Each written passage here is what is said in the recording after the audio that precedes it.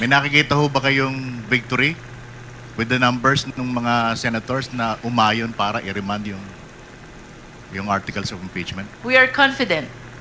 We have strong 7 articles of impeachment supported by ample and convincing evidence. Kami may pag-asa. You know why? During the ERAP impeachment trial, they had the numbers. Pero bakit nagbaliktad? Kasi nakita na yung ebidensya as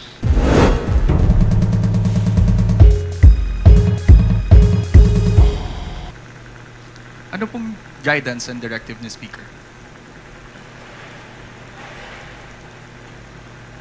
Sa inyo po, tungkol dito sa pag-remand ng articles of impeachment.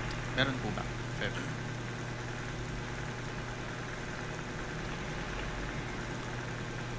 Wala po namang sinasabi sa amin si Speaker. Nandun ang ating Speaker yata, very busy ngayon sa pag-inspection ng San Juanico Bridge. At nandito na tayo, hindi na kailangan nito ng guidance ng Speaker. Tayo po ay binigyan na ng tungkulin ng plenaryo. Kaya, siyempre, nagmi-meeting-meeting na lang kami kung anong susunod na hakbang na gagawin namin. Sa ngayon po ay yung clarification kung ano man dumating sa atin yung kanilang communication. Ang boto po kagabi, 18-5-0. 17? It's 18. 18. Okay. Yun yung boto po kagabi. Sa tingin nyo, yun din ba yung, may mga nagsasabi na baka yun na rin yung posisyon ng mga senador, maging boto pag umusad yung trial. Naniniwala po ba kayo ron? It is very hard to preempt kung anong magiging decision ng mga senator judges until and unless we have concluded the presentation of our evidence. That is why we really have to follow the Constitution and the mandate by the Constitution to the impeachment court to try and to decide. No? Mahirap pong isipin o sabihin na yung boto kahapon, ayun na rin ang magiging boto sa impeachment case sapagkat wala pa po ni isang ebidensyang naiilatag ang prosecution. No? Until and unless we are done with the presentation of all the evidence, I think that's the time we begin to think ano kaya ang magiging boto ng ating mga senator judges.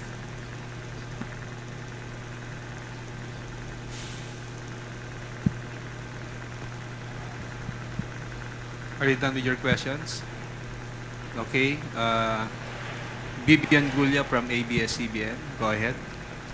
Okay. Ma'am, as far as the Senate is concerned, ang decision po nila ay i-remand sa House of Representatives yung articles of impeachment, but ang House po ayaw munang tanggapin itong articles of impeachment while seeking clarification. Will it be accurate to say na mayroon pong deadlock? I don't think so. We are not defying the order. We are not disobeying the order.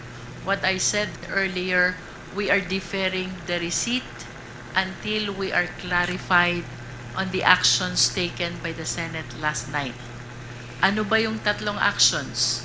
Number one, they're asking for the certification of the House of Representatives that we complied with the requirements in filing an impeachment complaint. Itong requirements po na ito ay ang pagpirma ng at least 1/3 of all the members of the House and the verification, of course, non-violation of the one-year bar rule. We are certain, and it is in the face of the impeachment complaint, that we are fully and strictly compliant with the requirements of the Constitution. Kanina nabanggit ko na rin po ang resolution ng then presiding officer Juan Ponce Enrile when there is compliance with the first two basic requirements, the filing of the impeachment complaint already enjoys the presumption of legality, that it cannot be questioned anymore unless there's strong evidence to the contrary, no? Pangalawa,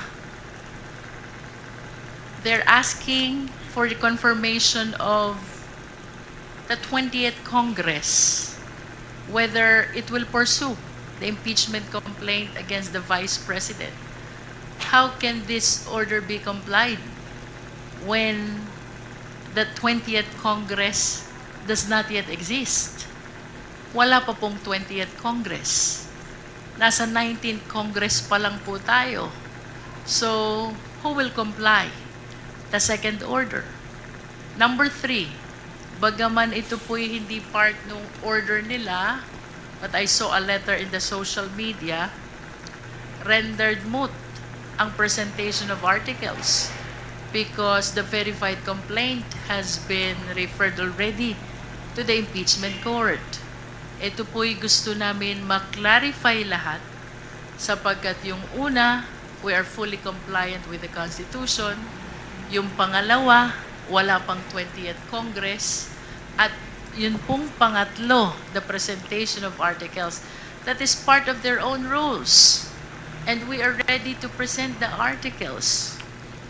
Why suddenly biglang rendered moot when no less than the rules on impeachment of the Senate provides for the same? Again, we do not defy. We do not disobey.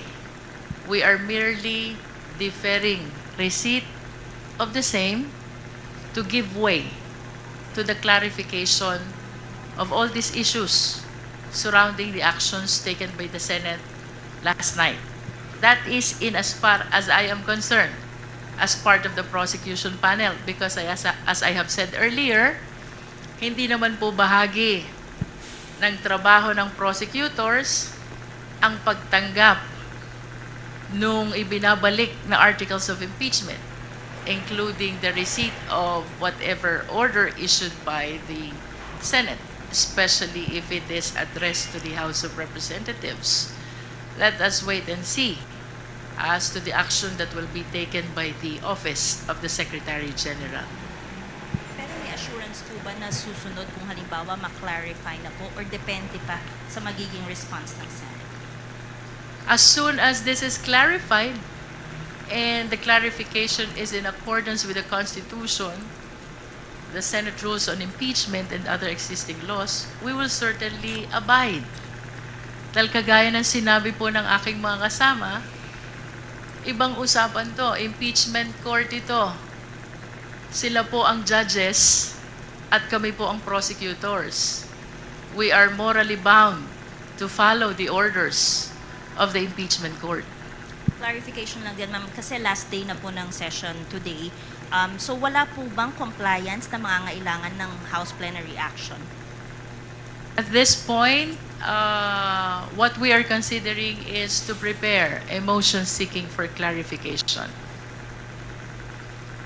Also, sa tingin niyo po ba yung ikalawang utos ng Senado ay parang admission na rin na pwedeng tumawid sa 20th Congress itong impeachment trial? That's the way I see it. And that's one of the several things that I wish to welcome. Yun pong kautosan nila na address sa 20th Congress, indeed, is an implied admission already that we can continue the impeachment trial until the 20th Congress. Final clarification. Yung withdrawal ng impeachment complaint or articles of impeachment by the House, it's off the table. Tama po ba yun? And are you considering to bring the matter to the Supreme Court? About the impeachment complaint being withdrawn, that is outside the power of the Congress already because we have concluded our function and power to initiate the impeachment complaint. Tapos na po yun. The ball is already in the hands of the Senate, whose duty is to try and decide. No? Walang amendment, walang withdrawal na manggagaling po sa House of Representatives. Hindi po yan pinapayagan ng Constitution. And then your next question? that is a matter that we have yet to discuss.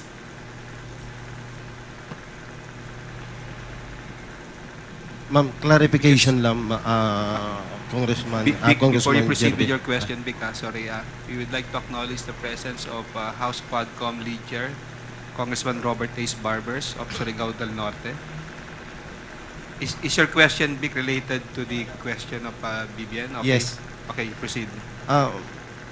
Ma'am Jerbel, clarification lang. Kasi ang sabi ninyo, since nag-acquire na ng jurisdiction ng impeachment court doon sa impeachment case, doon sa nakita nyo na post sa social media that renders moot and academic, yung supposed to be today a presentation na ng article of impeachment.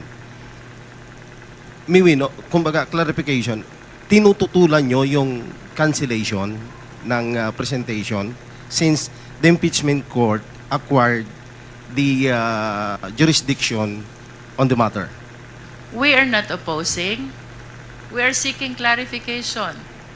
And perhaps if the impeachment court will issue an order that the presentation of the article is impliedly complied with, we may accede to that. We are just following the Senate rules on impeachment.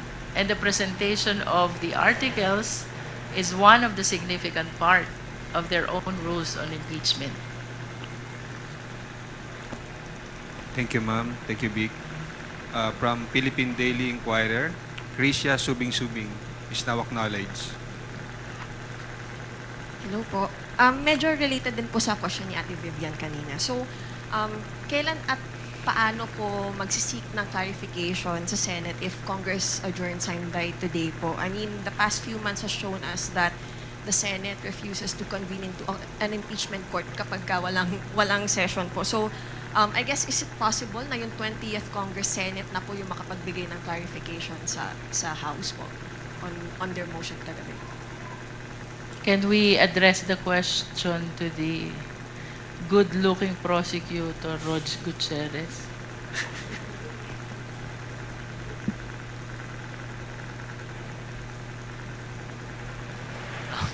Sorry, just to be clear, can we have a repeat of the question? Just to be very clear.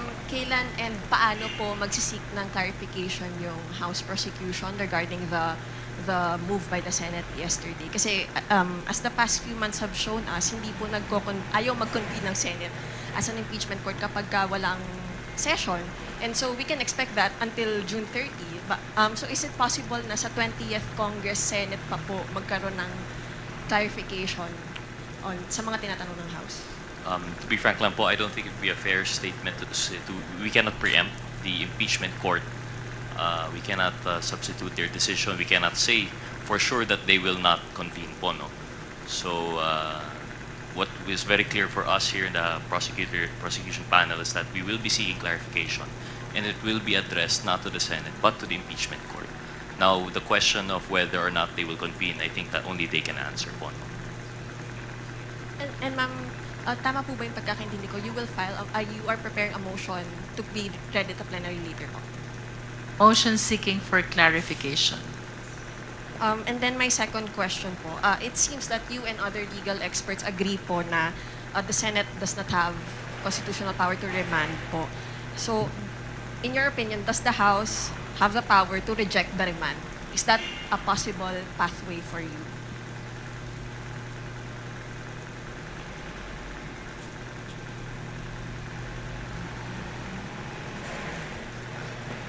Rog, would you like to continue?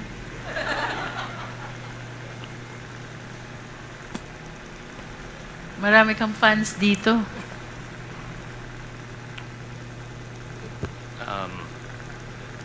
Of course, I don't know if we can speak for everyone po, no? But from our understanding and as per that we have discussed earlier, I think it's very clear.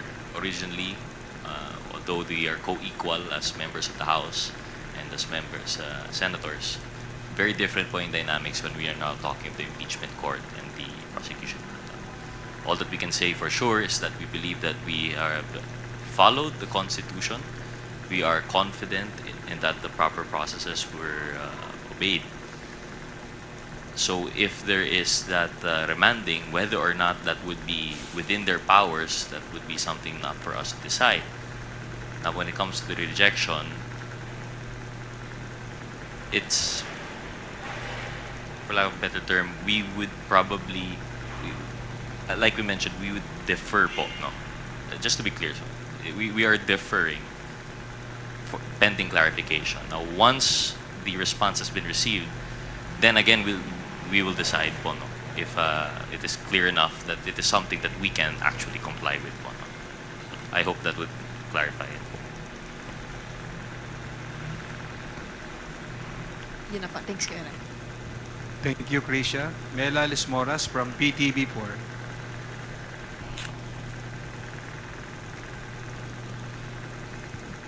Hi, good afternoon po, Prosex.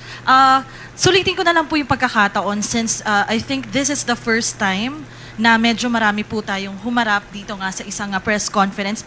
For the record, ano-ano po yung articles na assigned sa inyo? Pwede po bang sumagot one by one? And gaano, nasa na po yung preparation natin ngayon?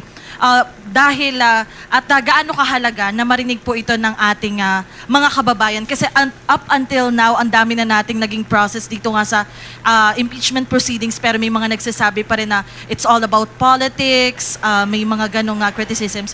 Can you just share ano pong articles and ano na po yung update sa preparation nyo at gaano ito kahalaga na marinig ng taong bayan sa pamamagitan ng impeachment trial?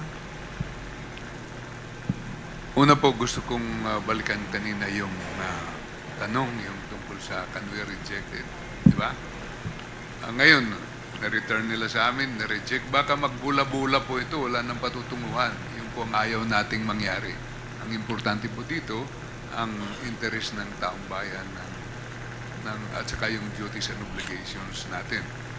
Kung kailangan may mag-bend siguro dito, kami ang prosecutors, sila ang judges, kailangan kung compliable, kung pwede namin gawin na hindi makukompromise yung aming strategy, ay siguro baka kailangan namin gawin. Pangalawa, yung tanong po ni Ma'am tungkol sa articles, sa preparation po namin. Ngayong araw nga po, naghahanda na po kaming mag-present, pero pinigilan lang po namin. Pero ayaw po namin muna magsalita para hindi naman namin mat-telegraph kung anong gagawin namin. Pero nandun, nakalabas na po yung articles of impeachment. Sir, ilang percentage na lang po? So, with that po, you're saying 100% na nga kayo sanang prepare. Tama po ba?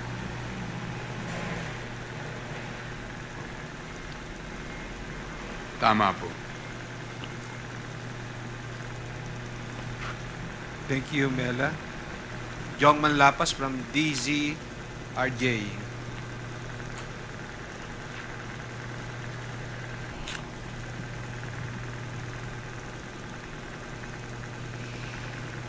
Kay Congressman Chua. Sabi niyo po kanina na unconstitutional, sa saligang batas, wala sa saligang batas yun. O unconstitutional yung ginawa ng Senate.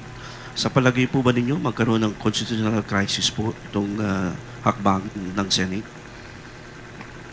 Siyempre, yun po yung iniiwasan po natin na mangyari yun dahil ang gusto po natin umusad itong impeachment complaint dahil at the end of the day, ito naman po ay ginagawa po natin dahil interesado rin po ang taong bayan na malaman tungkol po dito.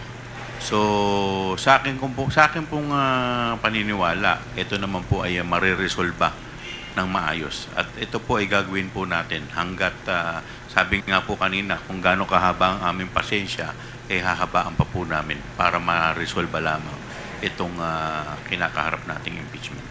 Sa palagay niyo po ba na mayroong pagmamalabis ang impeachment court nang ibinalik sa inyo kahit na sinasabi nga ninyo na wala sa Constitution yung hakbang nila? Kaya nga po magsasubmit po kami ng clarificatory questions para malinawan po kami kung ano po talaga yung kanilang mga ninanais. Sa reaction lang po, sabi po ni Senador De La Rosa na tantamount to dismissal na raw po yung impeachment case nang ibinalik sa inyo. Unang-una po, ang trabaho po ng Senado bilang impeachment court ay to try at hindi po mag-dismiss. So, inaantay po namin ngayon na gampanan po nila ang kanilang constitutional duty. Last na lang po, sabi ni po Senador De La Rosa, ginabayan siya ng Holy Spirit. Kanina po, nasa misa kayo, dinasalang kayo. Humingi po ba kayo ng gabay sa Holy Spirit? Ang unang-una, lahat naman po tayo, yun po ang gusto natin, gabayan tayo ng Holy Spirit. Pero ang pinakatamang gabay po dito sa impeachment proceeding ay ang ating saligang batas.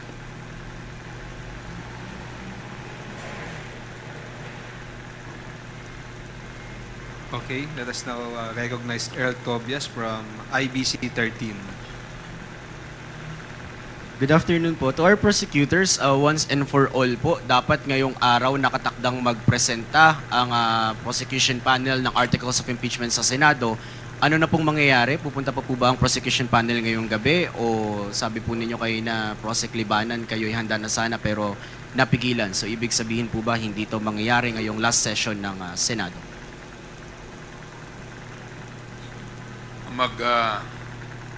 Hingi muna po kami ng clarification sa kanilang nare-request sa Kongreso. Hindi na po kami muna matutuloy magpunta doon. Ano naman ang gagawin namin? Kasi ang dapat na gagawin namin on their invitation, in-invite tayo nung June 2, tapos ginawa nilang June 11.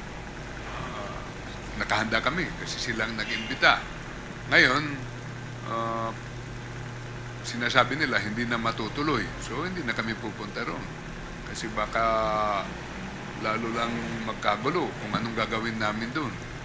At marami pa rin naman kaming ginagawa dito sa Kongreso. Ito po yung last day of session namin. Ito pong pagtatapos ng 19th Congress ngayong gabi. Thank you po. Follow-up na lang. Kung Luis, being that it's a matter again of decision kung kailan yung rescheduling ng presentation of articles of impeachment and you saying kanina na merong sapat na basihan, constitutional basis na dapat ang 20th Congress ay may clear jurisdiction na with impeachment trial ni Vice President Sara Duterte. Pero nabanggit din kanina na kapag bola-bola ang proseso, mukhang mahihirapan sa pag-usad. Do you expect pa po ba the narrative of a Senate impeachment court wherein senator judges can move motions back and forth during that trial, or as prosecution panel, sana po hindi ganun yung mangyari? We ask another good-looking prosecutor, Jill Bungalyun. Thank you. Pwede pa-ulit lang na tanong. Basically, Prosec, kanina nabanggit po ni Prosec Libanan na kung bola-bola yung proseso na parang back and forth nga na kaninong korte ba yung desisyon. Do you expect po ba ay Senate impeachment court whereas ang naratibo ay may mag-move na motion na senator judge between or sa kasagsagan mismo ng trial and merong mga proseso na atras, merong mga proseso na abante, whereas Prosec panel, sana po ba ay hindi ganun yung mangyari? Well, as a prosecutor, as a member of the prosecution panel, we expect that they will expedite within a reasonable frame yung conduct ng trial. And as much as possible, we want to avoid this kind of motion because it amounts to dilatory, no? Nadidelay lang po yung impeachment. So, we are guided under the Constitution that the Senate shall have the power to try and decide the case. So, malinaw naman dun.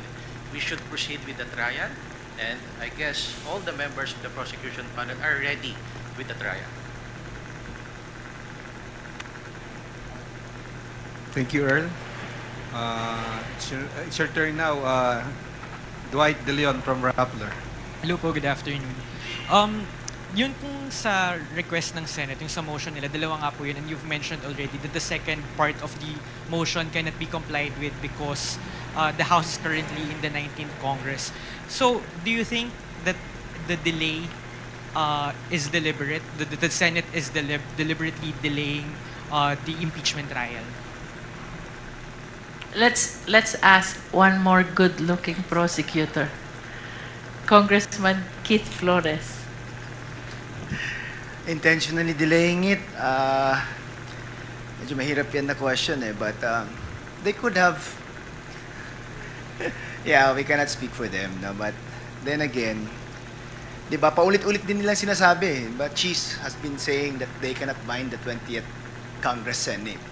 Yet, in their orders, they're making us comment for the 20th Congress. Oh, back to them, di ba? Sila na may sabi nun, tapos sila din naglagay sa order nila.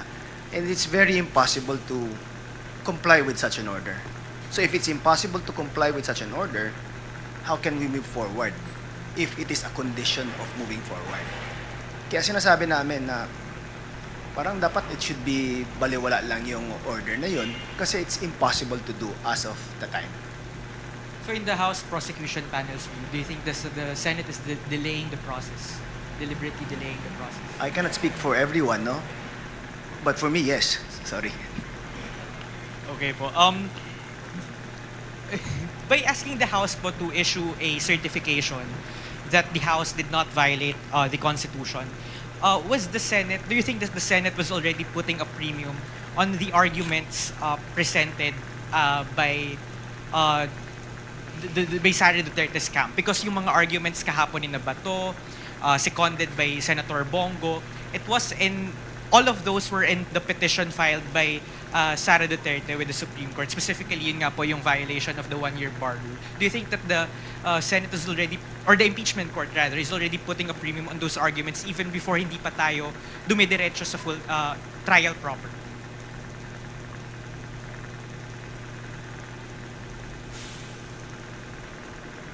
Well, we cannot speak for them, no? But in as far as the prosecution panel is concerned, that is not really an issue because we are certain that we strictly and fully complied with the requirements of the Constitution with respect to the filing of the impeachment complaint, including the 3 prior complaints. Ma'am, another question lang po. Legally or constitutionally po, can the reading of articles of impeachment by the House, yung nakaschedule po sana today, can that be considered moot? Kasi yun po nga po yung sinasabi kagabi ni Senate President Escudero. That is why we're seeking for their clarification, no? Because it is the Senate rules on impeachment itself which provides for the presentation of the articles of impeachment before convening the impeachment court. And that's why we're following it strictly and receiving or seeing a letter which says that it is canceled because it is mooted by the referral of the impeachment complaint to the impeachment court raises an issue for the prosecution panel. Ano ba ito? That's why we need to be enlightened. At nasabi ko na po kanina, if the impeachment court will issue an order that the presentation of the articles in accordance with their rules is impliedly complied with, we might accede to that. Kaya lang without that order, it is hard to rely on assumption. And sa statement niyo po kanina, sa opening statement po ninyo, you said na buhay na buhay po yung impeachment trial. Why did the House Prosecution Panel choose to adopt that view considering na may ibang well, sa Senate Minority Bloc, mayroon silang sentimiento na yun ngang pag-remand ng kaso ng impeachment articles sa House of Representatives is tantamount to a dismissal or functional dismissal or tantamount to termination of the proceedings. Well, we wish to be clarified first before we make a stand on whether that order to return or remand is tantamount to the dismissal of the impeachment complaint. Unless we are clarified on that order, I believe that to speak on that issue will be premature. Thank you po, thank you po. Thank you po, prosecutors. Willie Delgado from DZMM. Magandang hapon ho. Curious lang ako doon sa word na order. Once na na-convene na po yung impeachment court, may co-equal pa ba tayo matatawag between Congress and the Senate? Kanina po binanggit na ng ating lead prosecutor na when we talk about the impeachment court, iba na po ang setup dyan. We might be co-equal as a legislative body, the Senate and the Congress. But when we speak about the impeachment court, they are the senator judges and we are the prosecutors. I believe we are obliged to comply with their orders. We're bound to follow the orders. for as long as the orders are within the bounds of the law. Okay. Meron pa po ba tayong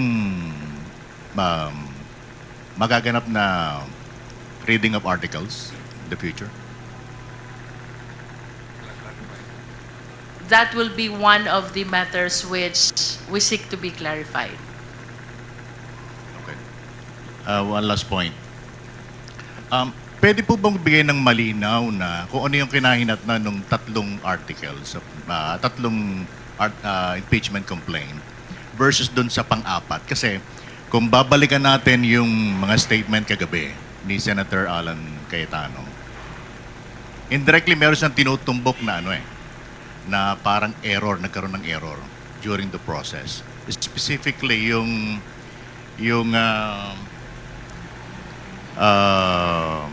rules of procedure ng impeachment, mukhang ang pinatutungkulan niya is Rule 2, Section 3. Paki-enlighten nga po kami. Bel Zamora will answer your question. Hi, for everyone's clarity, there were, as we know, there were 3 impeachment complaints filed in December. So the first one was filed on December 2.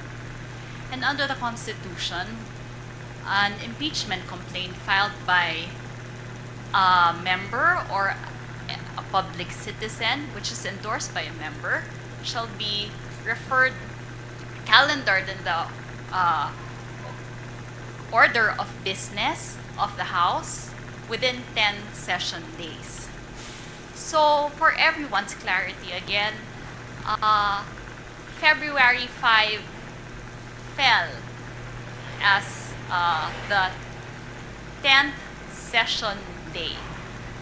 This is different po from calendar days, so we shouldn't count 10 calendar days from December 2.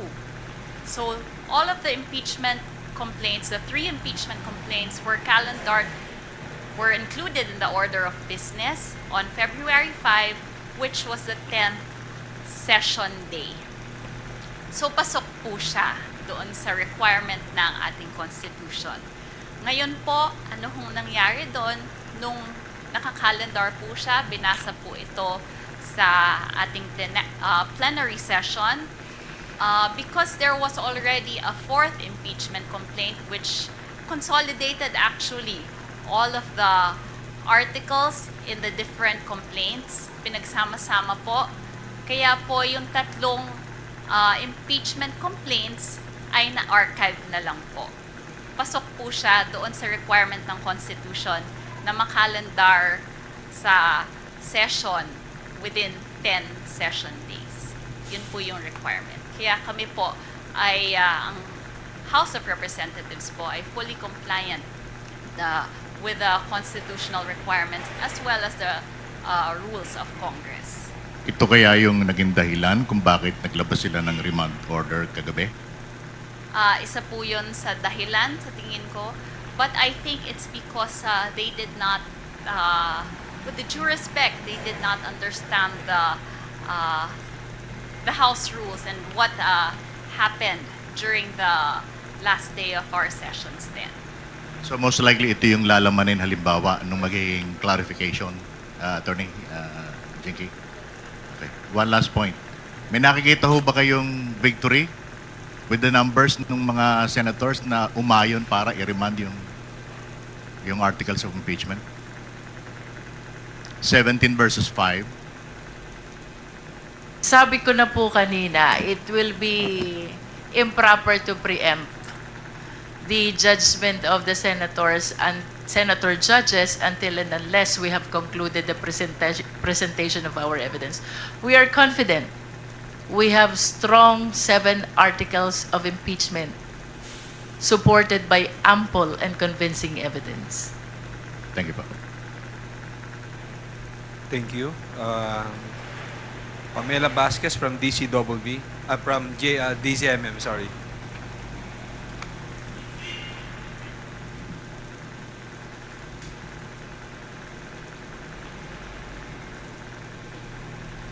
Pero naniniwala po ba kayo na hindi po sana humantong doon sa pagreban kung nabigyan po sana ng chance ang House Prosecution na humarap po sa Senate Impeachment Court and nabasa sana yung articles of impeachment?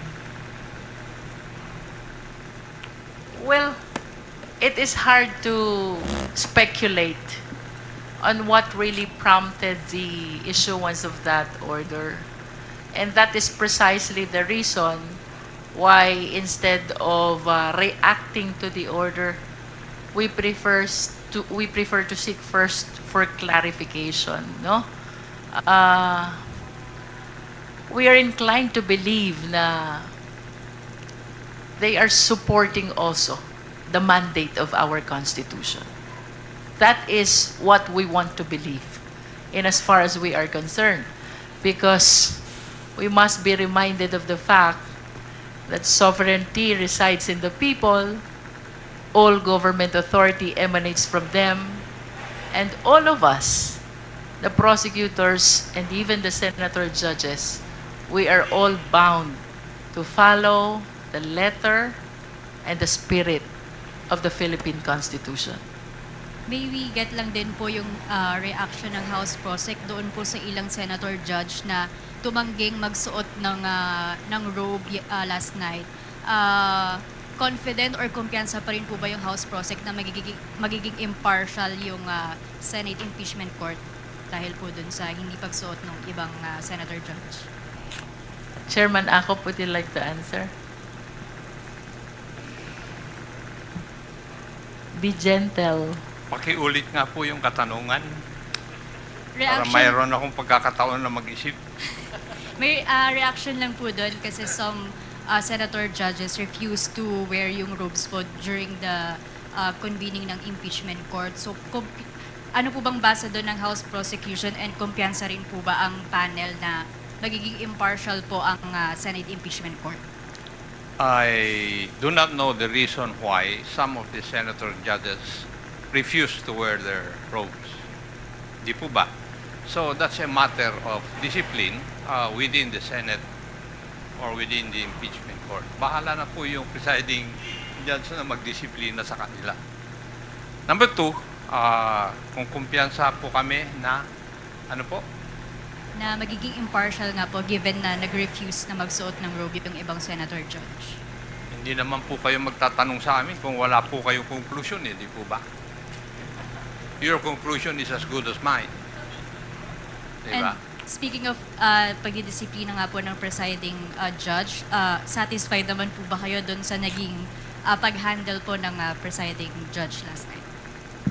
Tinatanong mo ako ngayon kung satisfied ako sa pag-handle. House Prosec panel. Well, to tell you frankly, from my experiences, kasi siguro dito sa linyang ito, akong pinakamatanda eh. If you ask me, my personal opinion, hindi po ako satisfied. That I think would be enough to answer the question that you have asked of me. And last na lang. Can I add? Sure ba, sure. Siyempre kami ang prosecutors, may iniisip po kami kung anong gusto naming mangyari. Pero sa nakita natin kagabi, nakikita natin ang dami-daming interest sa plenary, 23 po sila. Alam ko pong mahirap yung ginagawa ng ating Senate President. Pero napunta tayo dito, may counting victory po tayo, magpapatuloy yung impeachment complaint, at siguro may counting i-clarify po natin. Siguro baka pasado na yun ng konti, Congressman Ako, na nangyari kagabi sa presiding officer. Mr. Lead Prosecutor, the question is asked of me in my personal opinion. I stick with my personal opinion because I have my own basis. I hope that answers your question, Madam. Last na lang po on my end. Other than Kong Keith po ba, may nag-share din po ng same sentiment na merong clear intent to kill or delay the impeachment? si Kong Keith lang po out of the 11 prosecutors. I'm sorry? Kung may Address mo nag-share, sa akin? sa House Prosec panel po, kung may nag-share lang din po ng same thought or view po with Kong Keith na there is a clear intent na i-delay or patayin yung impeachment. Ako? Ako? Are you asking? The Prosec panel po, if meron pa My pong... personal opinion? Yes. I said personal opinion, yes. Yes. From my experiences. Kasi I've been with government since 1970. Di ba? Now, kanina tinanong ninyo kung magkakaroon ba ng pag-asa kami dahil 17.5. Kami may pag-asa. You know why? During the ERAP impeachment trial, they had the numbers. Pero bakit nagbaliktad? Kasi nakita na yung ebidensya as the gentle lady from Batangas said, wala pang naiprepresenta na ebidensya. Siguro pag nakita na ng mga tao at saka yung mga senator judges yung mga pieces of evidence, baka magbago po ang isip nila. So, yun po yung ibig sabihin ng sinabi ni Congressman Dique. I think that's my take. Maraming pong salamat. Thank you po.